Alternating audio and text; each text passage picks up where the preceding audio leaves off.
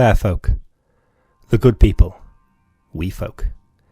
These are some of the names that have been attributed to the beings Anglo-Celtic folklore as termed fairies. They are to be found in legends and tales that have fascinated the greatest poets, authors and scholars from across the Anglo-Celtic world. The legends abound and have taken root in the common culture, and in the most unlikely places and sacred spaces.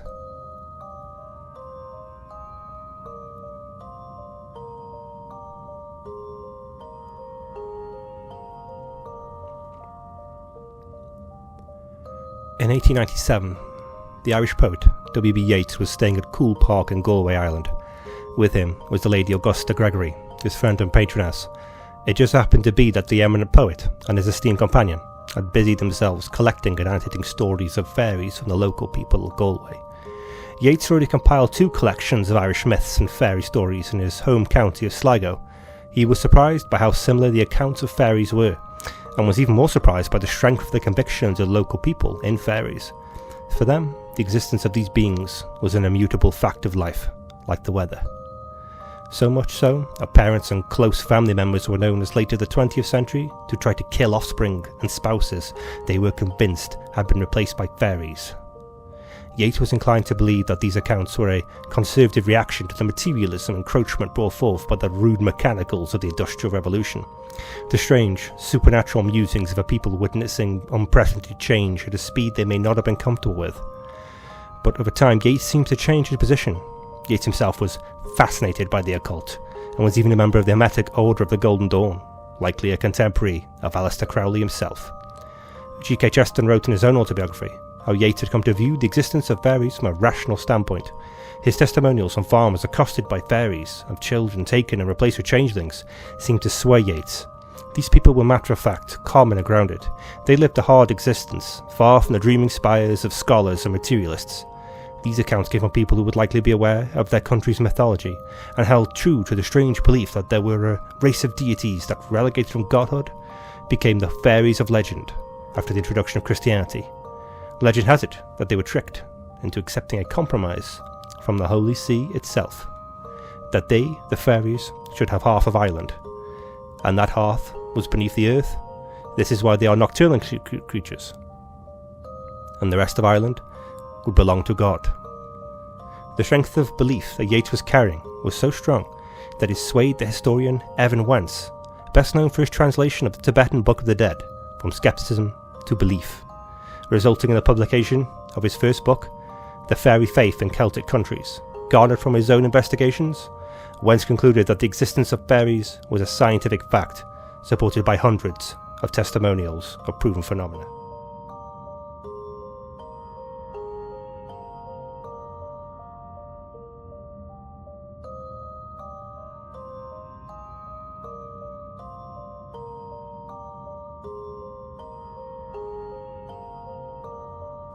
The fairy legends of Ireland are full of wickedness, and the legends say fairies commit malicious acts of infant kidnapping. But in Britain, the legends are different and more amiable. Unlike the dangerous and nefarious fairies of Irish folklore, a good number of the fairies of British folklore are reported to favour humans and bestow blessings upon them. In England, there persists a legend surrounding a certain cup, once kept at the residence of the legendary Musgrave family at Eden Hall in Cumberland. One version has us believe that the cup was left behind during a fairy festival at St. Cuthbert's Well. This was interrupted by a rabble of drunken yobs, but in reality, the cup, it was now known to be an exceptionally fine and pristine example of 14th century Islamic glass, likely cast in Syria or Egypt. However, the true mystery is that the antiquity of the legend surrounding it has not been determined. A number of rare objects owned by families in the north of England were known as lucks, and were said to be connected to the goodwill of the wee folk. The glass is first documented and named as the Luck of Eden Hall in 1677 in the will of Sir Philip Musgrave. It was there believed to have been given to the Musgrave family by the wee folk. It was then displayed in the Albert and Victoria Hall during the early 20th century. The legends of Cornwall and Devon are known as pixies and possess a pleasant disposition, often helping around the homestead, and tend to be industrious, working upon the loom and at the mill. The modern image of Santa's elves and cartoon fairies likely come from this cultural depiction, with their pointed ears and coned hats. They are also known to give advice, and this advice would be wisely heeded by those seeking success. Legend has it that in East Cornwall a church was built at the bottom of a hill, but the fairy suggested it should be built at the top. The advice was ignored, and the church collapsed. The villagers reconsidered and built the church at the top of the hill, and found that it remained upright. But this is not to say that the fairies of England lack potential malice. Far from it. The most malevolent of these fairies are by far goblins. These nefarious creatures are known to play tricks and cause mischief around the home. Superstition has it that an unexpected fall was due to the fairies laying something in the path of an unsuspecting person, who had perhaps committed a misdeed. The more malign influence of fairies is said to be the strongest during the 3 days of May. If one were to irritate little folk during these 3 beginning days, it is said that the wrath can be averted by spitting thrice upon the floor in quick succession. It does seem that each fairy has its own unique trait and unique method of banishment. According to Anglo-Celtic folklore, the aforementioned goblins, for example, are generally considered to be the most fiendish of their fairy brethren, but a simple defensive measure can be applied to dispel them. According to legend, flaxseed thrown into the air can distract a goblin long enough for the unwilling person to escape, as the goblin must individually count the flaxseed. Perhaps this is a strange documentation of obsessive-compulsive disorder. Fairies are referenced and performed in the plays of Shakespeare, namely A Midsummer's Night Dream, which features the likes of Oberon and Titania, the fairy king and queen interacting with mortal men and women in contrived and fanciful ways as the plot unfolds. But these particular fairies can also be found in all of the works of literature and folklore of the time, written by Shakespeare's contemporaries, such as Robert Greene and Ben Jonson. Greene himself featured Oberon in the Scottish history of James IV.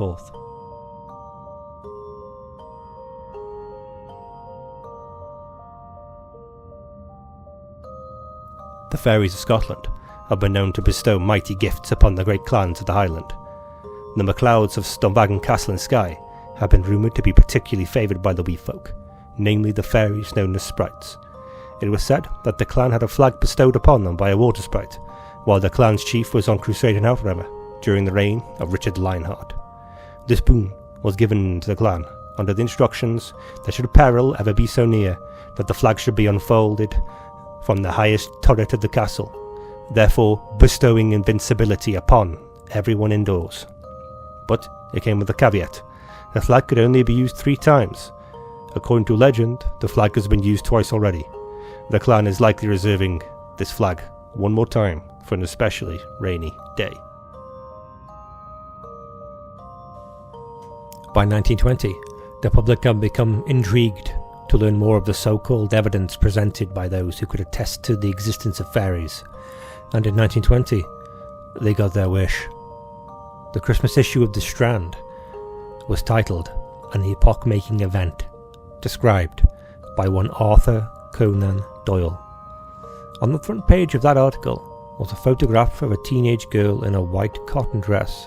She was surrounded by seemingly small winged beings that Doyle claimed were actual fairies.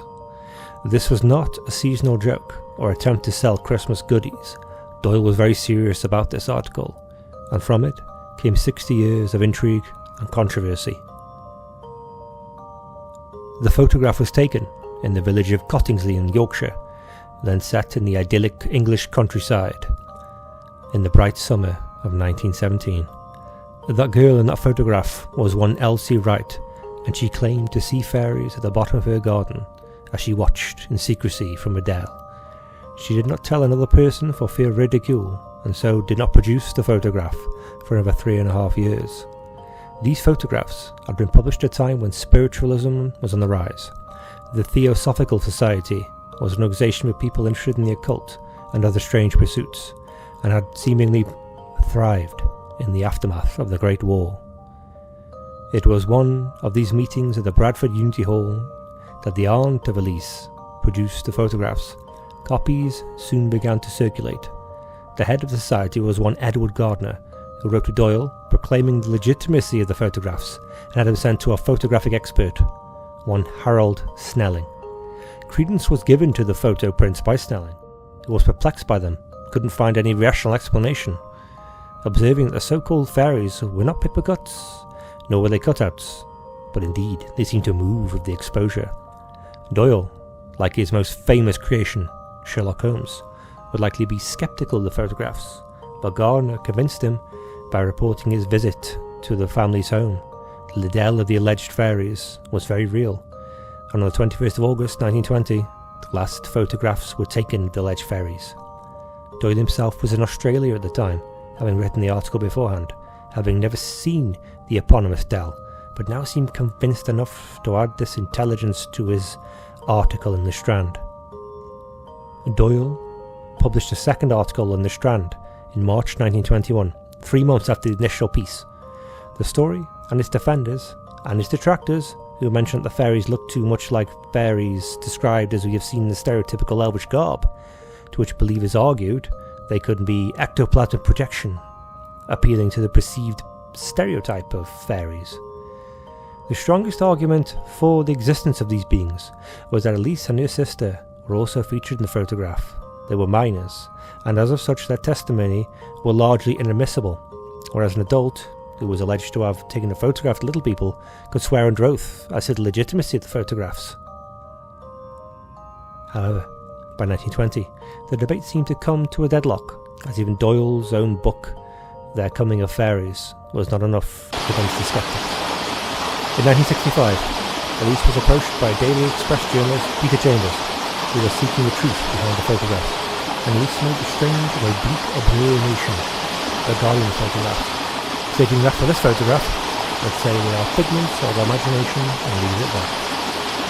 In 1971, Elise was interviewed on the BBC programme Nation Live, and it declared that she would swear an oath upon the Bible that her and no other family members had helped with the photography. But when asked if she was prepared to make the same oath to her taking the picture, she asked the topic be left open. Things didn't go ahead in 1977. A researcher named Fred Gettings wrote on a 19th century illustration found 2 such illustrations in a book called Princess May's Gift Book, and these paintings were identical to the alleged fairies. Further skepticism came from the late James Randi and the Committee for the Scientific Investigation of Claims to the Paranormal. He put forward that the images through an enhanced process and found these revealing strings holding the alleged fairies up. The final proof came from the mouth of Elise's sister in 1921, when she confided that the original photographs were indeed fake, and she was astounded anyone believed her or her sister. Elise herself died in 1988, maintaining to the end that she did not believe in fairies. Those who have argued for the existence of fairies have made many claims, such as only those who wish to see them will do so. There are many strange functions of the brain that can't be attributed to the sighting of fairies. Pareidolia can cause us to see things that aren't there, as we are pattern-seeking animals. The numerous sightings that populate folklore would be strange and elaborate attempts to explain issues in nature that at that time were not yet understood, when the nature of the folklore were written or recorded orally. The issue of the explosion of spiritualism and the aftermath of the Great War cannot be overlooked. There were many people desperate for some kind of closure and found comfort in the pursuit of spiritualism, including Arthur Conan Doyle, who suffered great loss during the Great War, losing his own son. Still, one must be sceptical yet not dismissive. W.B. Yeats was a rational man, yet he believed in fairies enough to actively seek them out. This may have been for nationalistic means, by cataloguing Irish history for preservation, or it could have been something else entirely. The truth is probably somewhere in between the rational and the fanciful. But as it is, I will leave you to decide.